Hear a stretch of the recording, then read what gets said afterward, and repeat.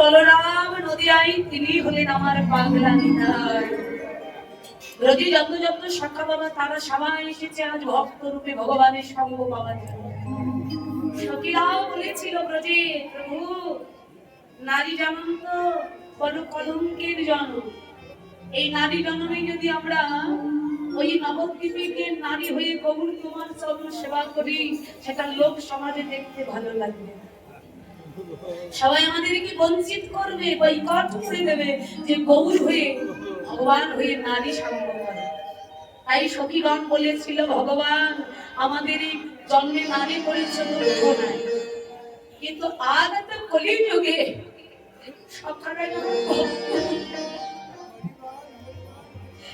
সকালে যেমন ভক্ত হয়ে পুরুষ দেহ পেয়ে তোমাকে আলিঙ্গন করতে পারবে, যেমন জড়িয়ে ধরে ভালোবেসে সুখা বলে চিৎকার ভগবান তোমার বাবাকে জড়িয়ে ধরতে পারবে, তেমনি করে আগামী কলিযুগে আমরাও যেন পুরুষ দেহ পেয়ে আমরাও যেন ভক্ত হয়ে তোমার চরণ সেবা করি।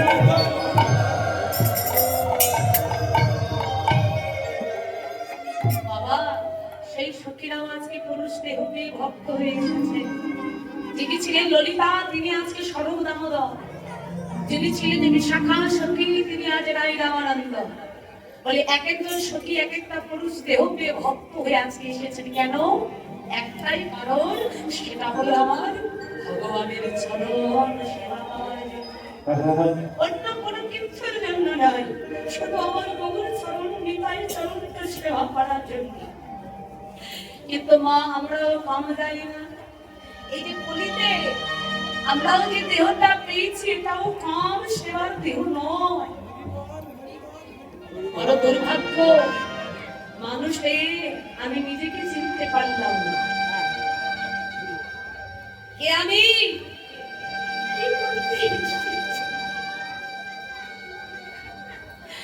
পড়াই পড়াই কীর্তন শুনিলাই কীর্তন শুনতে কি পরিবর্তন করলাম।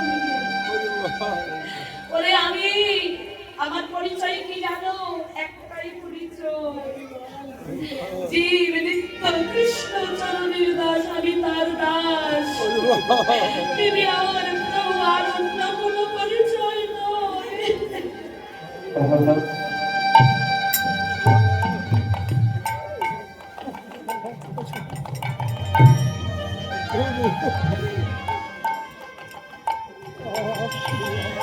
এই জগতে আমার আদিমার কারণ হলো এই মনুষ্য জন্ম পেয়ে মায়ার জগতে মায়াকে অতিক্রম করে গৌর চরণের দাসত্ব করব। যারা গৌরের দাস আমি সেই গৌর দাসদের চরণের দাসত্ব করব। কিন্তু জগতের মুখে সে আমার স্বামী করা হলো, এই জগতে এসে আমার সবই হলো।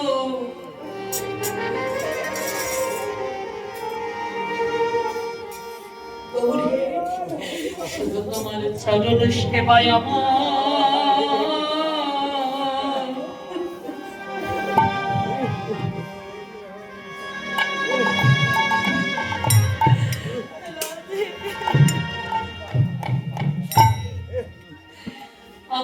করা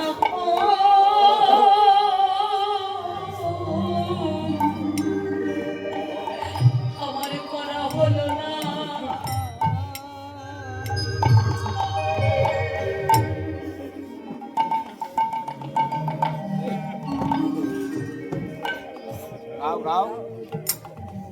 গৌরী হে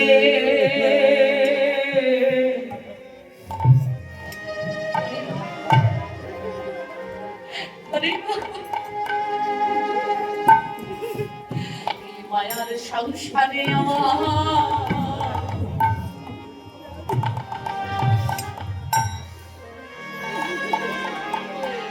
আমার পুত্র কন্যা স্ত্রী পতিপত্নী সকলের কর্ম আমার করা হলো।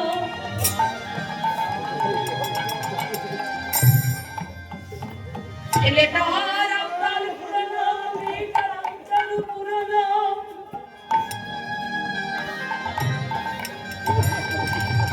আমার স্ত্রীটা চাইল আমি তাই দিলাম, স্বামীটা চাইল তাই তাই দিলাম। আমার কাছে যে যা চাইলো আমার সবাইকে সব দেওয়া হলো। আরে যাদেরকে দিলে অবহেলা, ঘৃণা, লাঞ্ছনা, আঘাত ছাড়া আর কিচ্ছু পাবো না। আমি সারা জীবনে শুধুই ওদের দিয়ে গেলাম। কিন্তু যাকে একটু দিলে আমি অনেকটা পেয়ে যেতাম। সবাইকেই দিলাম, কিন্তু আমার শুধু সেখানেই দেওয়া হলো। যাকে দিলে আমি এতটা পাবো, আমি শুধু সবাইকে দিলাম, শুধু ওই জায়গাটাই দিলাম। মা, ওই জন্যই তো মহাপ্রভু আর থাকতে পারলেন না। এই ঘুমন্ত চেতনার যদি একটু জাগরণ ঘটানো যায়, মহাপ্রভু নিজেই চলে এলেন। দেখো, যদি তোমরা ভক্ত হতে পারো, আর ভক্ত হয়ে যদি বলতে পারো প্রভু আমি তোমার,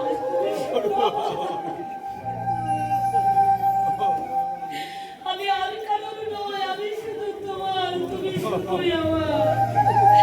মহাপ্রভু বললেন, আমার জন্য যে এক বাহু বাড়িয়ে আমাকে ডাকে, আমি সেই হরিওয়ালা ভক্তকে আমার হৃদয়ে পাওয়ার জন্য আমি আকুলি হয়ে সেই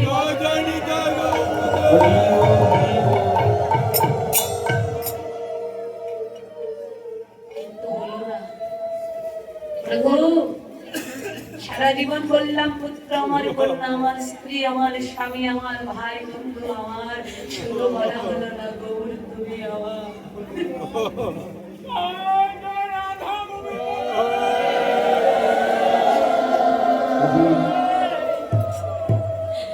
রাধে, ভক্ত যদি হতে পারো, ভক্তের হৃদয়ে বাবা একটা বিশ্বাস আছে কি জানো? ভক্ত জানি প্রভু আমি জানি তোমায় ভালোবাসলে আমায় আর কেউ ভালোবাসবে। আমি জানি কেউ ভালোবাসুক আর না বাসুক, তুমি আমায় ভালোবাসো। আজকে সেই যিনি হলেন গৌরীদাস, মহাপ্রভু তাকে জড়িয়ে